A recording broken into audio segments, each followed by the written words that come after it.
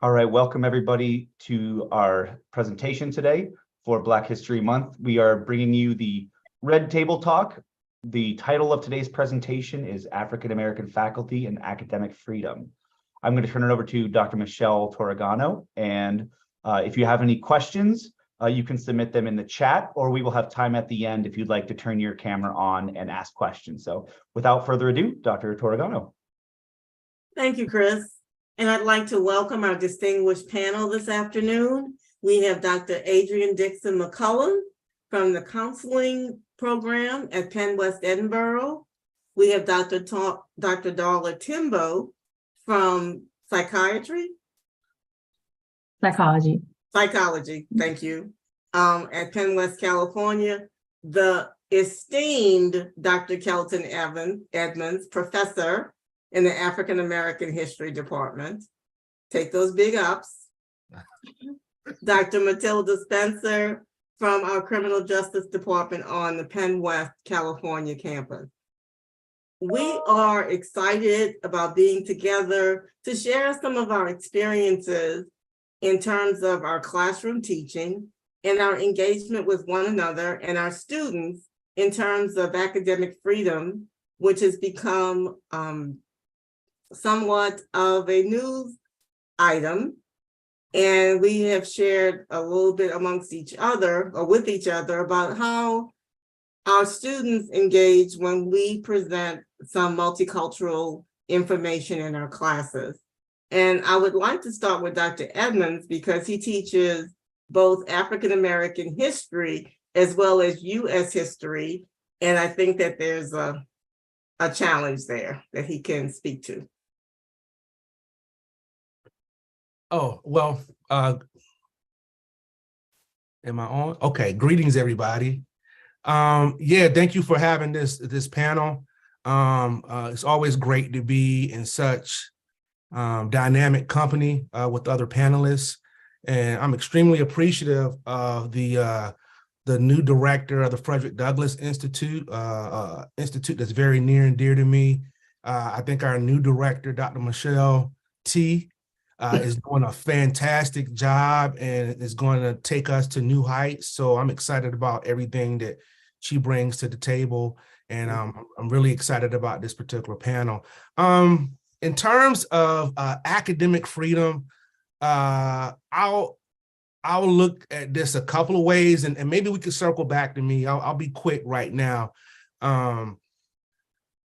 I would say I felt the most pressure or in terms of academic freedom as an untenured faculty with promotion ahead of me.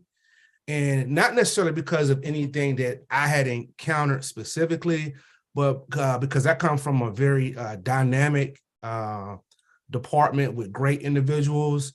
But more so from what I was hearing from other colleagues on my campus and throughout the nation about certain things that they had encountered. So I learned to move with a certain element of caution. Post-tenure, post-2 promotions, I let it fly. I let it rip.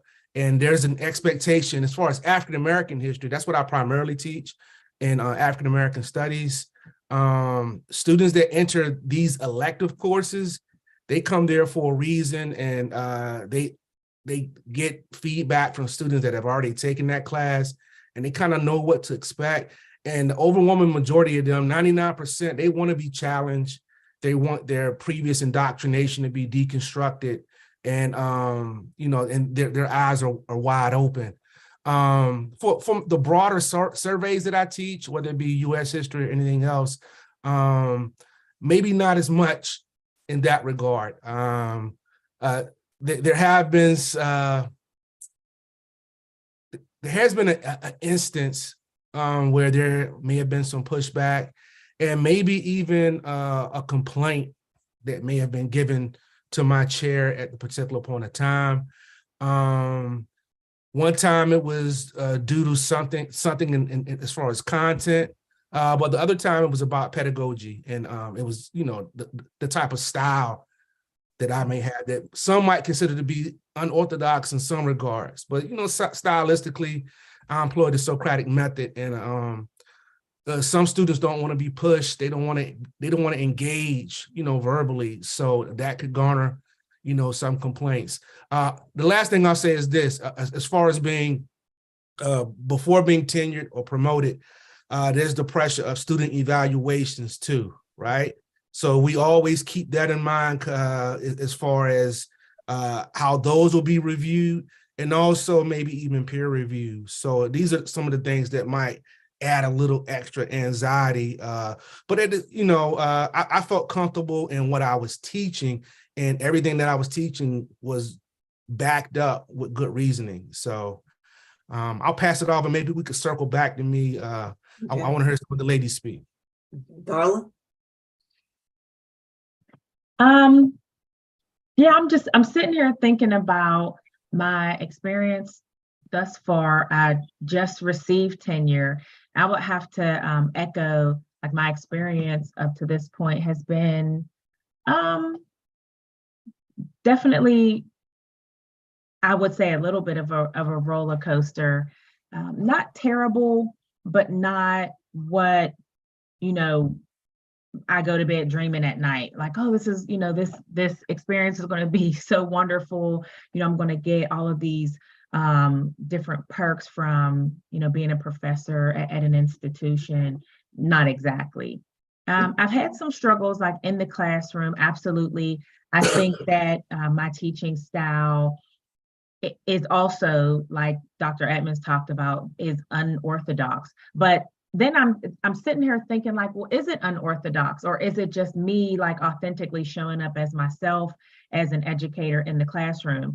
And why are we saying that our style is unorthodox? And is it because we're Black professors? Does Black professor equate to unorthodox? Not necessarily. Maybe it's just, like I said, authentically, our style and how we show up in the classroom. And,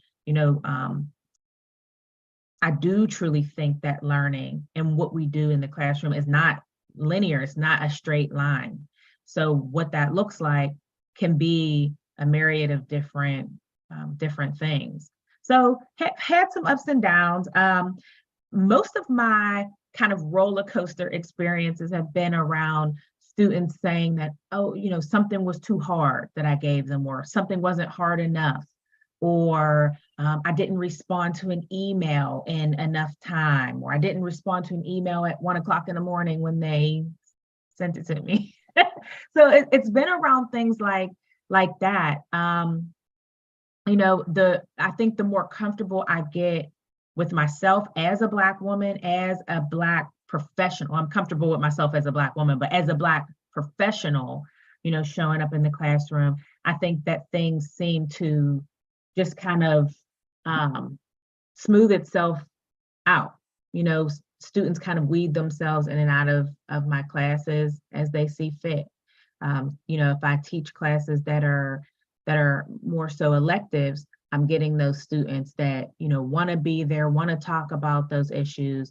But I also teach some intro classes, and I weave diversity and cultural competence into every single class that I teach. And if that's problematic, then we have some other questions that we should probably be asking faculty and students alike. How are you going to go in the world with this very linear and very kind of pinpointed lens about what the world should look like? You may get far, based on cultural dynamics, but that's scary. That's a scary thing to think about. So, roller coaster ride. I'm still on it. I'm still excited. Dr. Dixon. In my classes, again, I don't feel like I've seen overt pushback or challenges. My experience has been a little interesting, because predominantly the classes that I've taught over the years in our graduate program have been like multicultural classes. So I've taught the multicultural class. I've taught, family systems, which you have to, integrate diversity. And because of our accreditation, you have to weave, as Dr. Timbo talked about, diversity or cultural competence throughout when she was talking though, and when Dr. Evans was talking, I thought about the fact that, showing up as our authentic selves, that one of the things I think is, for me, I'll speak for me as a Black faculty, I'm acutely aware that anytime I'm teaching, I'm trying to balance this. What do people think? Am I pushing my agenda and my experience versus helping them to understand and appreciate it? And I just think it's something for me, even as a young child, you're taught and you do it so automatically, that you're aware of it and you're looking at trying to balance those dynamics. And it sometimes can impact how you're able to authentically show up, or when you're showing up and how people may misperceive and misinterpret that. I think I've seen it more subtly show up in ways. It's not so much pushback to the material, but questions that are asked, or the way in which one responds, or how they might put information up or ask questions about other groups in a way in comparison, to some of, maybe African Americans or other ethnic groups that may come across as part of my agenda, but it's really not. It's just, how do we start to learn and talk about diversity and appreciate it and engage in it and be aware of it? But I think those things are what I've seen show up. I've also seen where it's not necessarily directed at me, but if there are other diverse students in the room, in the class, then I can see dynamics that are directed to them, or some conflicts that oftentimes may arise. Years ago, Dr. Susan Curtin and myself did a study, and we were looking at whether or not, because I also teach, I think this is important, I teach predominantly online. So it's interesting how people are responding in the online context than how they respond face to face, right? And so we did a study years ago about just what were some of those implications, and I realized that at that time, as we were shifting at the EU campus from being predominantly face-to-face to being more online, and I volunteered for the online, that as I got more into the online, I saw more struggle show up in the online classes, like where we thought it would free people to be more open and authentic, it freed them in other ways, right? And so because they weren't with you face to face, and they weren't having to be, accountable in the moment in those relational dynamics. So, it has been somewhat of a challenge. I think I have not outright seen it. I have definitely seen it, as both Dr. Timbo and Dr. Edmonds said, in my student evaluations. It's like, things that might show up. I've never had a complaint that I know of directed towards me that I had to respond to formally. But I do know that, it comes across sometimes where people feel, not just students, but our colleagues, that there is this linear message that may be a personal agenda that's being pushed, and the struggle and the conflicts with that. Dr. Spencer. First, I want to apologize for the problems with my video. It's not doing well, so I'm going to choose to keep it off. When Dr. T asked me to be involved in this, first, thank you so much. The colleagues that I have on California's campus are bar none the best. They have all made me feel welcome. And it's really one of those things where you just get to know your peer group on the campus, and that's been appreciated. And I too am in a department, like Dr. Evans said, where I was welcomed, I was greeted, I was, with open arms. But being in criminal justice, you can imagine that it's tumultuous, we'll say that. One of the things I really want to get across, though, why you may feel that you're unconventional in your teaching, only 6% of the U.S. professorate was Black, with 2/3 of Black faculty and assistant professor and non-tenure track positions. That was in 2019. So I think that part of the problem is what we experience in our professional lives and how we don't really have someone to compare ourselves with. I think if we compared ourselves to each other, we would see that we were all alike and we're not so unconventional as you might think, that we do all speak the truth and are our authentic selves. And that may make some people uncomfortable. I like to call what happens to me is microaggressions. Those things that come across and they can go either way. And one of them was when I first started, I remember hearing, I teach a 300 level course, and somebody says, well, a new freshman can take the class because of the way Dr. Spencer teaches it. Well, what exactly does that mean? Why would they have had to take a prerequisite prior to me? But now, because of the way I teach it, they're going to be able to get it. I teach multiculturalism in criminal justice. And again, we are never at a loss for topics. And one of the things that a lot of my white students will say is it's always our fault. It's always something that we've done. And I think that we just have to address the elephant in the room and say, let's talk about that. Let's talk about how the world perceives you, society perceives you, just because you are a criminal justice major. Let's have that conversation. So I think that on a day-to-day situation, I'm not really walking around, I'm Black, I'm female, I'm whatever. It's like I'm Matilda. But realistically, another thing, again, because you guys stimulated my brain about this, I found something called, and I really want you guys to talk about this because I feel this. Scholars refer to this disproportionate amount of service as cultural taxation. Black professors engage in a disproportionate amount as the lack of representation increases the service load for minority faculty. And I think that a lot of us have felt that we feel obligated to be involved in a lot of things that on some level, our peers never feel that pressure. Because we are I am the sole representative in my department. I wanted to start a NOBLE chapter, National Organization of Black Law Enforcement, but obviously I can't have a Black law enforcement chapter without also including some of my white students that may want to be involved, which isn't a problem. If you go to a national NOBLE conference, you will see white folks that are part of the cause. So again, it was interesting that it was the police officers that are white that told me about NOBLE because I had no idea what NOBLE was, but they didn't feel comfortable starting it. They wanted me to be involved in it. They wanted me to be in the chapter. So that's just another thing about service that comes on us, where if it is specifically designed to get the attention of African Americans, it's kind of like, well, you're the one that's here, you're up at that.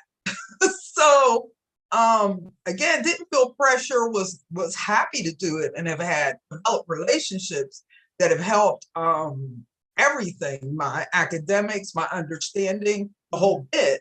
But I think that we've all been in that situation where we feel, if not me, then who? And that can be a little bit of a pressure point for us. Thank you. You've given me a lot of points. I've been taking some notes to think about. And I'm coming to this discussion from the frame of an early childhood educator. So I am preparing, or along with my colleagues, helping to prepare young people to go into the teaching profession in a country that is browning more and more every day. So it's a challenge to teach a predominantly majority group of students who don't believe that they're going to have to engage with minority students when they actually start working. And that could very well be because of the where they live, what they're accustomed to. A lot of it has to do with the fact that they believe that they're going to teach in schools that they went to, or like schools that they went to. So when I am attempting to bring cultural competence and to talk about, because one of my areas is social studies, to talk about the history of our country, it becomes difficult because I can see, you can read your students, you can read the crowd. So they're not going to challenge openly the fact that I believe in teaching about diversity and making them aware of the other. But I had an incident this past fall with our recent midterm elections where I was teaching social studies, and one of the assignments I asked was that they go out and vote. And it's something I feel very strongly about. And I was teaching from the Constitution and, connecting it with our Constitution Day with the American Democracy Project. So I thought I had all of my ducks in a row. Well, I did not. And unlike you, Dr. Dixon, lucky you, I got reported. And was totally shocked because I did not think I presented the assignment or presented the whole political discussion in a way that it was partisan. And as a matter of fact, we talk about how we're not partisan in the classroom.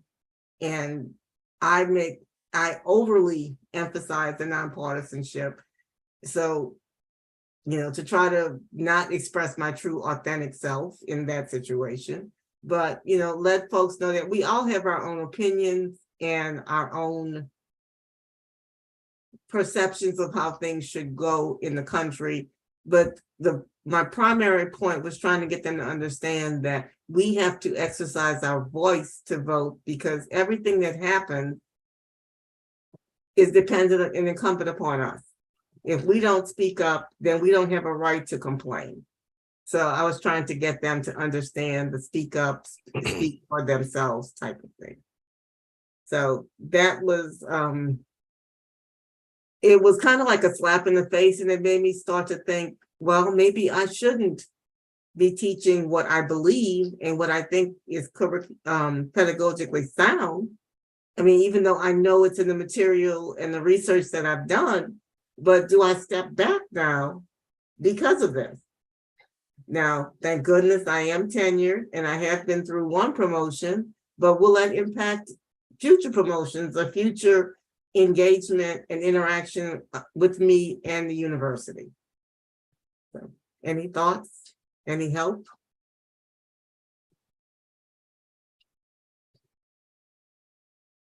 Uh, Go ahead, Joe. no, you go ahead. I'll go after you. No, I was gonna say, I think that all of us develop reputations because we're obvious. We can't say who. If I say that Black lady that teaches in education, they'll say Michelle Tarragona. If I say that Black guy that teaches in history, they'll say, oh, you mean I know who you're talking about, that guy. Yes, he had braids with, yeah, Kelton. Now, if I say the Black woman that teaches in psychology, they do have some choices. They're gonna have to figure out if it's Dr. Timbo or not, right? So I think that what We're out of happens choices is now. We're out of choices now. oh, really? Why? Okay, that's a whole We're- other story. We're limited. Yep. So if you say it now, they'll say me. Wow. If you say it now. Well, that's they'll say me. news. See, breaking news on this, I didn't know. So again, it goes back to, I think that that's part of the problem, Michelle, that because we are such a small imprint on our respective campuses, we end up having a large footprint. When I was on a really small campus at Titusville, I told the student, I made the statement in sociology. Remember, I'm teaching sociology. I'm teaching about our society. Mhm. And I made the statement that Black people are insulted when you refer to them as white. I had a group of nursing students that went right back to the nursing director said I was racist. And I had other Black students say, yep. I said, you guys might not know this, but this is one of the things that happens in the Black culture. They did not like that one bit. And when they reported me to their the supervisor, she too decided to go to the dean. And it just so happened that I had a very enlightened dean, so it was no problem. But again, depending upon where they're from, their mindset, if you have kids from, white kids from Philadelphia, white kids from Pittsburgh, they're going to have a whole different view of what's coming across than some of the ones that are coming from central Pennsylvania.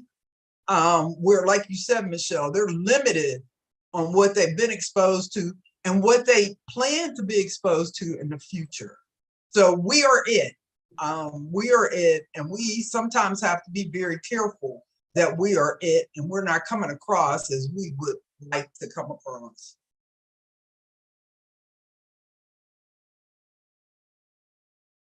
Unmute, Michelle.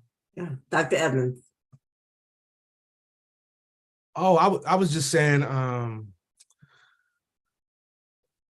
it's, we rarely think about the isolation that comes along with being a Black faculty member, being in a predominantly white, institute.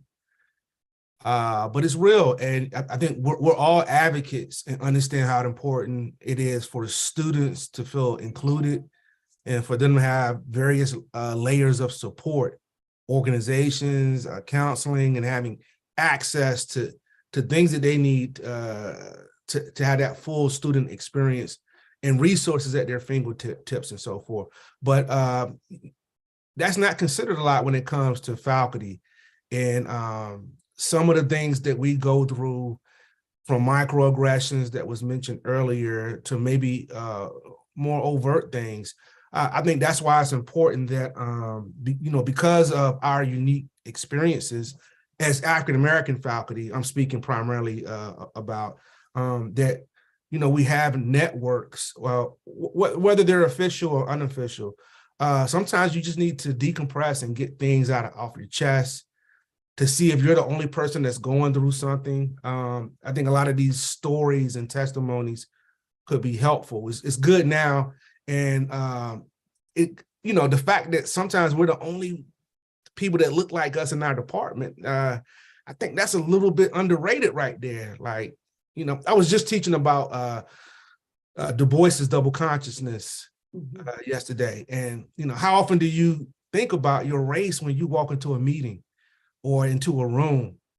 And, that's playing a role consciously or subconsciously in how you interact, about the volume of your voice, about your mannerisms, about not wanting to come across too threatening.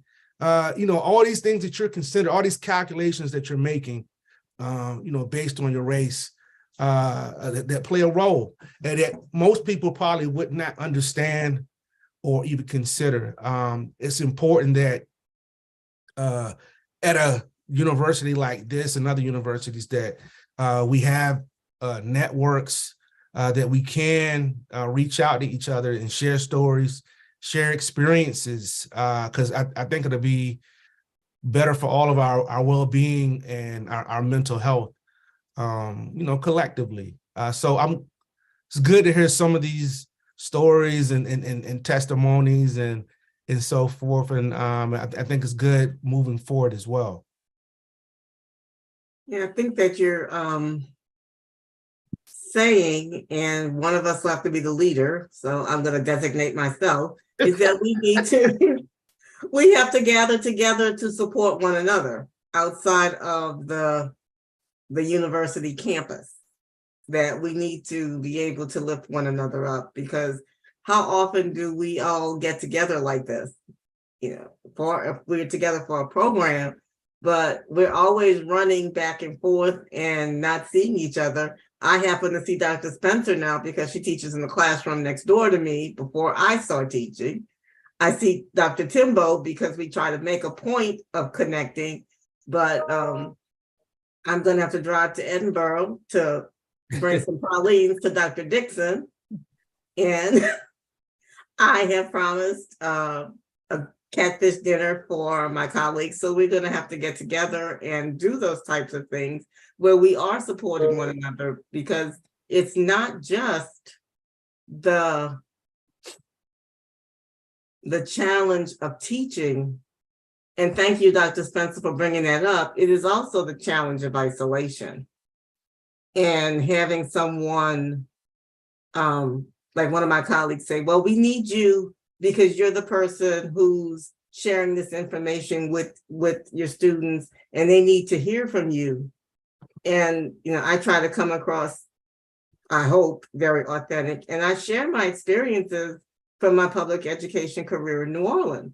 And I let students know that about 30 years ago, a group of third graders who were 8 and 9-year-olds told one class, we were lining up after recess, and students from a class that was lined up next to mine told the students that they were sorry that they had to have that N-word teach them. And this was in the 1980s. And when I explained it, I'm like, these things happen, they continue to happen, and they will happen. They are going to come up against some of the problems that they think are not a problem. For example, students have told me that they're not going to deal with LGBT issues or same-sex parents. Well, you're not going to have that choice, because this is the world that we live in today. So if I am not preparing you or not sharing some of that information, or at least giving you some children's literature or some strategies that you can use in the classroom, then I am not doing my job. Now, as all of you have said, this cultural competence and diversity should be taught by all of our colleagues. It should not just be incumbent upon us to be the sole person to have to do that. And that's what I fear is happening. And also, because I do want to be promoted to full professor one day, I have to stop now and think, do I continue to teach the way I've been teaching, or do I step back? Teach on. That's what I teach on, and that's how I feel too. And I don't know, I have a bit of a rebellious streak. And sometimes when I think about in psychology, the concept that, Du Bois talked about is, we call it like our shadow selves in psychology. So I might show up as my authentic self. I might have some shadow pieces of myself. And we always equate that with something negative. But is it really, are the parts of ourselves that we very rarely show people, are they really negative? Like, do we have to, define them as this negative or this scary thing? We think of shadow as negative, dark, scary. No, not really. And I don't know, I always feel like that little rebel piece of me is definitely a part of my shadow self, and she comes out more often than I want her to sometimes. But I think that in that piece of me coming out, like, we need representation. I went to HBCU, and then I came back here to Pittsburgh and graduated and everything. That was the first time in education, grade school, middle school, high school, that I had anyone Black teach me anything, in an educational setting. Come back to Pittsburgh after having been at HBCU, and it didn't happen anymore. It didn't happen anymore. And I think that there's a lot to be said about representation, how we show up professionally, like how we show up for each other, how we support each other, and also like how we represent, what it looks like to be a Black woman professor or a Black man professor in the classroom for, students across the continuum, not just for Black students, but for all the students. Because, like you said, they're not going to go out into this world and only have to deal with a small group or subgroup of people. No, if you're going out here to hopefully make some kind of difference, you're going to deal with everybody. You're going to interact with everybody. And if No, okay. I'm not gonna let my shadow self come out because I was getting ready. I was getting ready. That's okay, let it come out. But yes, so you're gonna have to deal with everybody, and just kind of having that representation in the classroom for our colleagues and for students. I think that matters, but it also gets tiring. So, and that's a really good point, Dr. Timble. And I wanted to kind of circle back to Dr. Torregano with you when you were talking about that sense of isolation. I think that's why it's so important. How do we build those communities so that we feel connected? How do we build the support system? Because it's, iron sharpens iron. So even when we're looking at, I'm listening to Dr. Timble saying, okay, well, they don't have that choice anymore.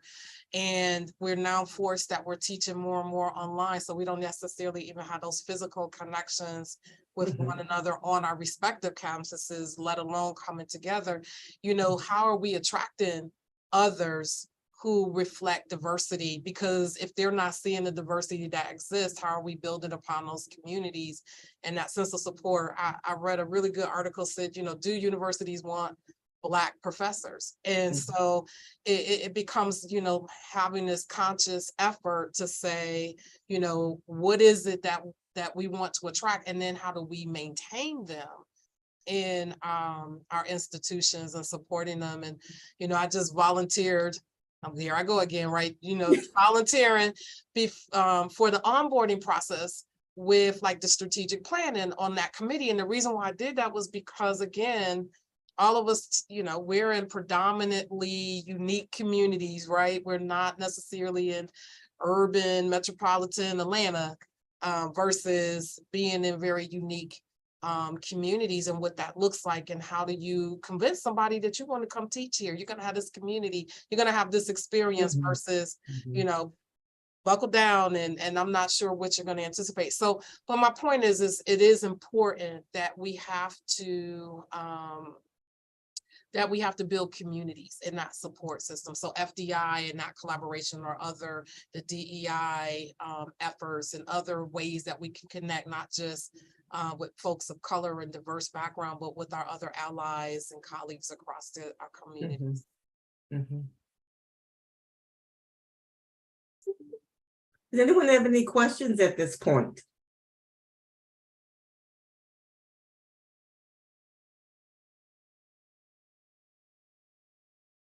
Joseph, unmute yourself and say all the things you're putting in the chat.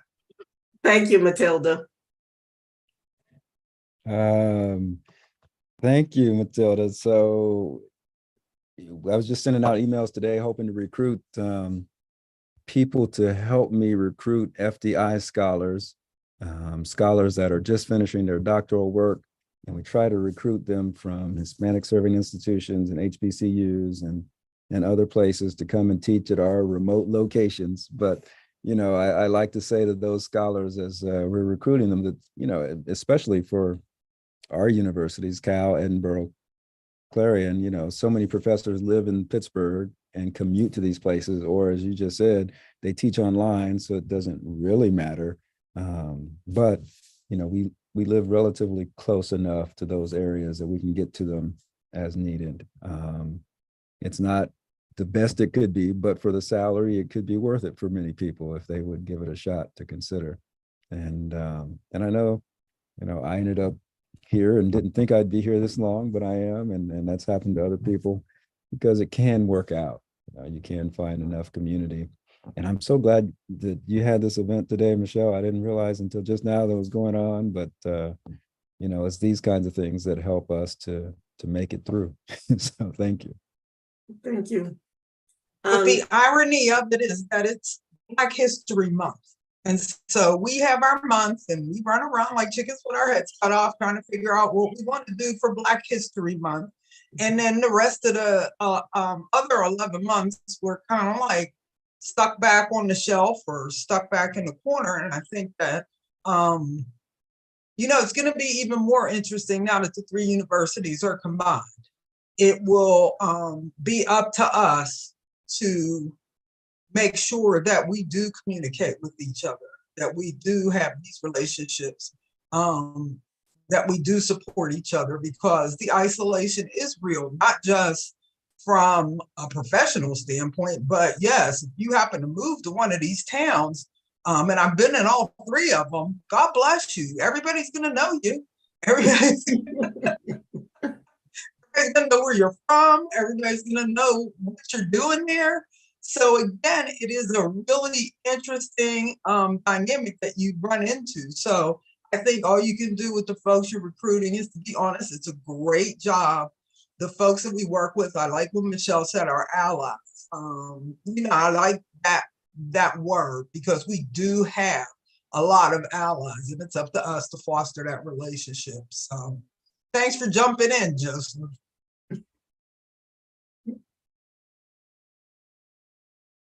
Okay, thank you, Dr. Kroski. You're just adding to our chat room and sharing all an abundance of information. But another thing that I think that, and I'd like to hear your thoughts about it, in terms of how we are reacting as teachers. I'm gonna, we know we're Black professors, but I want to just go to the teacher aspect.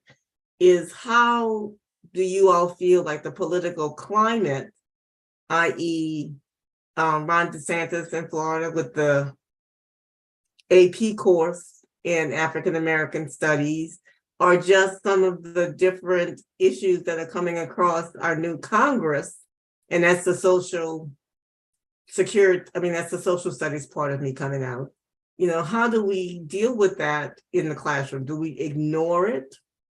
Do we not acknowledge that there are issues? Because I've been listening to the 1619 Project on Audible, as well as I've seen a couple of the first two segments on Hulu. And there have also been some articles that say, well, this is false, that whole, the whole 400 years, dating back to 1619 is not our reality. But it's mine. So do I just keep it within myself? Or, sometimes I get to have conversations with my colleagues, have conversations with you guys anyway. And, it's just, things on the news, we have to be aware of that and be aware of what current events are. And many times they impact what goes on for me in my classroom. I find it very difficult to teach and not bring up current events or historical events, because we wouldn't be where we're at now, just in general as a people, not even talking about race or ethnicity. As a people, we wouldn't be here at this time in this place without history or historical events.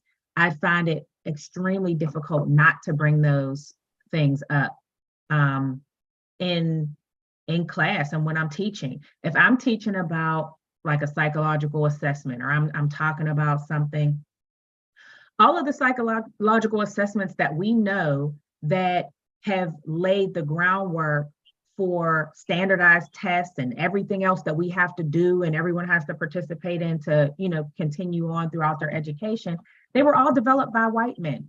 That is a historical fact. And I, as a teacher, I feel like I would be doing my students a huge disservice by not teaching all of the context and like leaving out bits and pieces because people are upset. I don't know, Shadow Dr. Timbo, she has another name. I'm gonna just tell y'all that she has another name, the shadow self. But that's where I'm like, okay, well, how can you go out and be an efficient and effective, professional, whatever your career is going to be, without knowing all of the aspects? How am I going to show up as a good teacher if I'm not teaching everything? And I mean, it's part of our history. There's documentation on most everything that we're talking about. Do we have to do some digging for it sometimes because it's hidden? Maybe purposefully, maybe not. Yeah, we do, but it's still part of our history. And, as a teacher, as a professor, I feel like all of that needs to be taught. All different aspects of everything need to be taught. And I want to give a shout out again to Dr. Edmonds for his hip hop conference, because he brings those topics to the forefront. And last year, I was honored to be one of the panelists when we were talking about critical race theory. And I would say I'm 100% sure that had he not incorporated that in his program, that would not have been a discussion on our campus. I was gonna say too, just to add to that dialogue, again, going back to accreditation or whatever, I try and pull in those things too, because I think it's important to understand history and understand what's happening in current events from an advocacy perspective. That's a huge part of our standards in CACREP to say, part of your role as a counselor is as an advocate. And how do you advocate for a group that you're going to serve if you don't understand the history and the plight and the struggles that they may be dealing with? How do we really respond to those needs and to that population without understanding them, whether we're looking at ethnic or racial, or we're looking at LGBTQ, whatever it is, working with women, we have to understand the historical context, and we also have to understand how it's showing up in the moment in, every day in their everyday lives and some of the implications moving forward. So absolutely. And it's not always well received. So I hear you. And I'm really appreciative of our guests that are here. Do you all have any questions that you might want to shout out, or any comments that you'd like to make?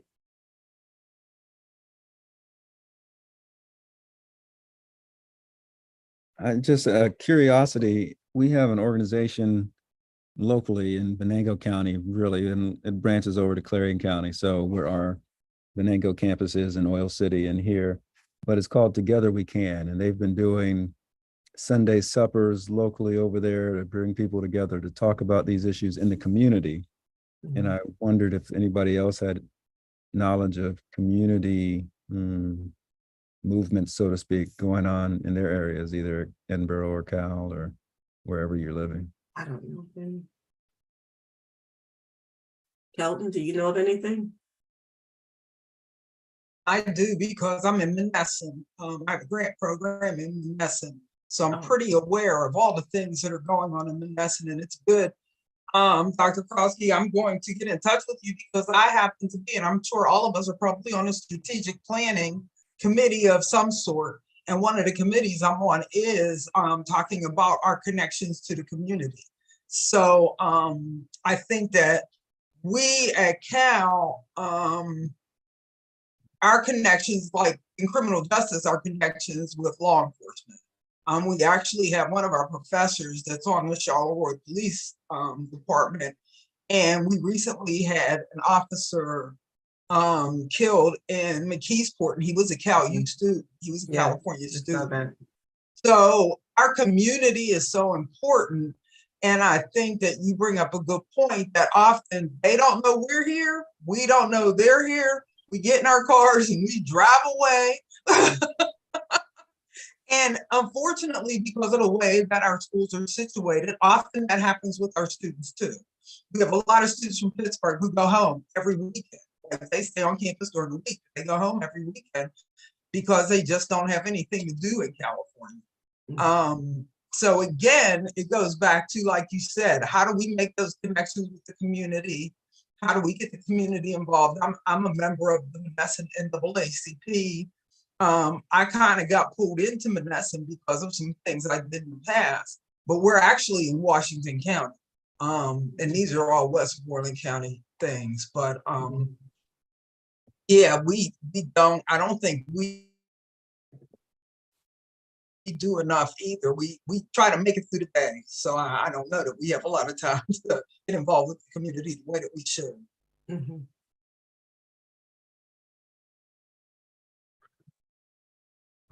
Is Shalita still up? Yes, she's here. I'm here. We're talking about, were we talking about Black History Month events on the campuses, or as well as in the community? Or I'm sorry, I missed the question, Dr. Torgano. I'm lost. Okay, I'll be quiet. No, you don't have to be quiet. I don't know what the exact question was. I was just saying that I guess that we do have to figure out ways to make connections. Thank you, Dr. Spencer, with how we can connect with the community as well as Oh. with each other. So you might want to share a little bit about your program that's coming up. Did it start last week or does it start this week at Carter G. Woodson? Oh, it started last week. So every spring, my fraternity does a Saturday Academy. It's named after the father of Black History Month, Carter G. Woodson, great Omega man, who and we teach we teach 3 to 4 classes every year, and they rotate 45-minute classes. We teach a history class, we teach an art class, and traditionally we've taught a STEM class. This year, we're teaching the art class again. Last year, Brandon Jennings, he focused on Afrofuturism. This year, he's focusing on another aspect of African-American art. And then we have a second class on carpentry, electronics, and plumbing. And then the third class is African-American history, and it'll focus on Reconstruction for 3 weeks. Then it'll focus on Pan-Africanism for the other 3 weeks. In past years, in that history course, we've taught everything from Black Power movement to student activism, to the reparations movement. We taught a variety of things, but it's deemed and built to be a supplement to the public or private education that sometimes it's 6th through 8th grade, sometimes it's high schoolers. And we do this every spring, beginning in Black History Month. So maybe winter, spring, but yeah. And that's what we're doing. It started last week, and it'll go for 5 more weeks. So yeah, we're really excited about that. And we carry anywhere from 35 to 50 students each spring. So yeah. How does that information get out? It's a great question, Dr. Torgano. We email our networks, and we contact principals around Pittsburgh. And we just reach out organically to our personal networks as well. And we do some social media campaigns. But apparently we aren't doing enough, because there's some people that still don't hear about this great program. So yeah. Yeah, we have to publicize that, and we have to get the word out. Yeah. Especially because it's a positive program being produced by Black men. And Yes. Yeah. I think we need to highlight that in the midst of the struggles that Black men go through, to give them a sense of hope. And a sense of purpose. All the teachers are Black males. Yes. So yeah, acknowledging all the heavy lifting that African-American sisters have done throughout the years and contemporarily. It's kind of us saying we're here to do our part as well. And it's an ode to the sisters that have kept it going educationally for so long. Okay. Well, we're coming down to the last 5 minutes, so I want to open it up to anyone who might want to make a comment or a final closing statement before we disperse. This has been a great discussion.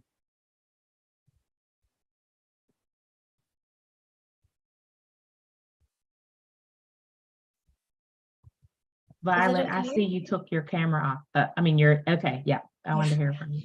Yeah, I guess I wanted to talk because I'm in the journalism department at Edinboro.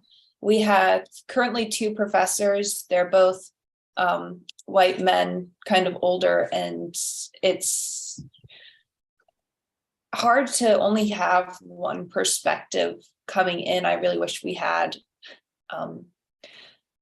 other adults and people in the industry come in to talk about diversity. It gets really hard to approach I feel like it gets hard as a white person to try and speak about diversity because you feel like, oh, you haven't lived it. How can you explain it? I'm